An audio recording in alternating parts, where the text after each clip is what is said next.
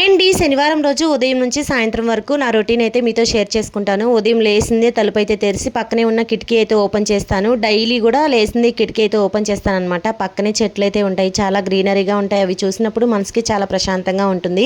ఇంకా లేచిన తర్వాత ఇల్లంతా ఊడ్చేసుకొని నేను కూడా వెళ్ళి స్నానం చేసి వచ్చి ఫస్ట్ కిచెన్లోకి వచ్చి ఇక్కడ లంచ్ అయితే ప్రిపేర్ చేస్తున్నాను. మా వారైతే ఆఫీస్కి లంచ్ తీసుకెళ్తానని చెప్పేసరికి ఇంకా ఆ రోజు శనివారం కదా అని పప్పు చేసి కర్ణకలంగా ఫ్రై చేసి టిఫిన్లోకి దోశలు అయితే వేశాను. మా వారు మా పిల్లలు అయితే తినేసి ఇంకా లంచ్ అంతా ప్రిపేర్ చేసి లంచ్ బ్యాగ్లో పెట్టేసరికి మా వారు రెడీ అయ్యారు. ఇంకా మా వారిని ఒక 5 నిమిషాలు పక్కనైతే కూర్చోమని ముగ్గు అయితే పెట్టాను గుమ్మం ముందల. ఎప్పుడైనా సరే పిల్లలు భర్త బయటికి వెళ్తున్నప్పుడు గుమ్మం ముందల కంపల్సరీ ముగ్గు అయితే ఉండాలంట. చాలామంది పెద్దవాళ్ళు చెప్తుంటే విన్నానమాట.